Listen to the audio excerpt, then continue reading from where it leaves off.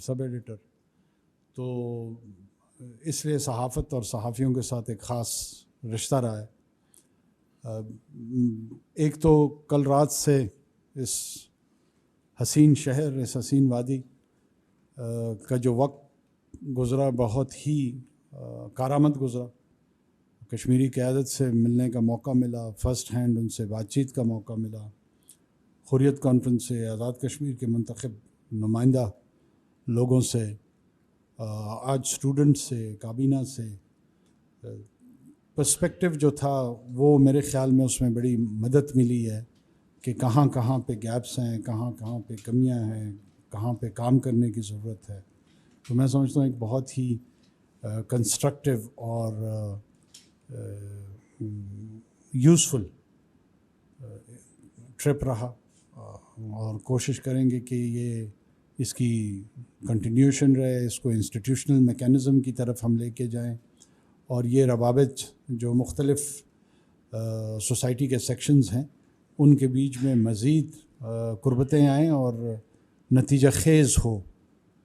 آزادی کی جو تحریک الحمدللہ چل رہی ہے کشمیر کی، اور for most and prime importance جو ہے نا وہ تحریک کی ہے. باقی اس سے جڑے ہوئے مسائل ہیں جو مقامی گورننس کے حوالے سے ہیں، دوسرے اینگل سے ہیں، وہ بھی یقیناً اہمیت کے ان کی اپنی جگہ ہے، اور اس اہمیت سے کوئی ہم روگردانی نہیں کر رہے ہیں. لیکن جو ہدف ہے وہ کشمیری عوام کی جو دل کی آواز ہے، جو پاکستان کے تکمیل کا خواب ہے، اس کی طرف اس سفر میں آگے کیسے بڑھنا ہے اس پہ بڑی مشاورت ہوئی. میرے خیال میں آپ حضرات سے سوال جواب کا سلسلہ شروع کرتے ہیں، اس میں زیادہ جی. آکاش ہے اور میں آزاد جموں کشمیر میں ڈان میڈیا گروپ کو ریپرزینٹ کرتا ہوں. اچھا، اور میں ایک منقسم کشمیری خاندان کا رکن بھی ہوں. سب سے پہلے تو میں اپنی کمیونٹی کے بہاف پہ آپ کا شکریہ ادا کرتا ہوں کہ آپ نے ہم سے گفتگو کے لیے وقت نکالا، ورنہ ماضی میں تو یہ ہو چلا تھا کہ ہم مقامی صحافیوں کے لیے یہ علاقہ ممنوع جاتا تھا جب پاکستان سے کوئی حکمران آئے. میرا سوال آپ سے یہ ہے کہ ہندوستان کی سپریم کورٹ کے حالیہ متنازع متعصبانہ اور سلامتی کونسل کی قراردادوں کے مغائر فیصلے کے بعد حکومت پاکستان سفارتی سطح پہ کیا اقدام اور کیا رد عمل دینے جا رہی ہے؟ کشمیریوں کی غالب اکثریت کا خیال یہ ہے کہ 5 اگست 2019 کے بھارتی یک طرفہ قدم کے بعد اسلام آباد اور مظفر آباد کی حکومتوں کے نیم دلانہ اور کمزور رد عمل نے بھارت کو شہ دی کہ وہ ایک کے بعد ایک قدم اٹھا کر خاکم بدن مقبوضہ کشمیر کو کلیتاً ہڑپ کر لے. تو کیا سمجھیں ہم کہ اب کی بار کیا نیا ہوگا اور کیا مختلف ہوگا، یا اب کے مار کے دیکھ والا ہی طرز عمل اپنائے رہیں گے ہم؟ بہت شکریہ. بہت شکریہ. دیکھیں، ایک تو کسی صورت میں مقبوضہ کشمیر کا یک طرفہ کسی قسم کا، وہ چاہے کوئی کورٹ ہو یا کوئی قانون ساز اسمبلی ہو ہندوستان کی، وہ کسی صورت قابل قبول نہیں ہے اور نہ اس کی کوئی اہمیت ہے. ہم اس کو جوتے کی نوک پہ رکھتے ہیں، ایسے فیصلوں کو، ایسے قوانین کو جس میں کشمیری عوام کا کوئی عمل دخل نہیں ہے. ہم چاہتے ہیں کہ حریت قیادت کو فی الفور رہا کیا جائے، اور جو ذمہ داریاں ہیں as an interim arrangement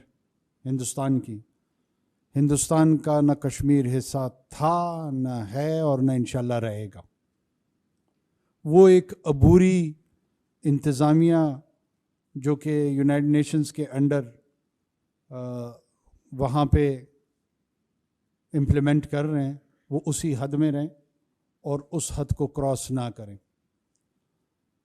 Kashmir کا فائنل سیٹلمنٹ یونائٹڈ نیشن کی سیکیورٹی کونسل کی ان قراردادوں کے تحت جس میں پلیبسائٹ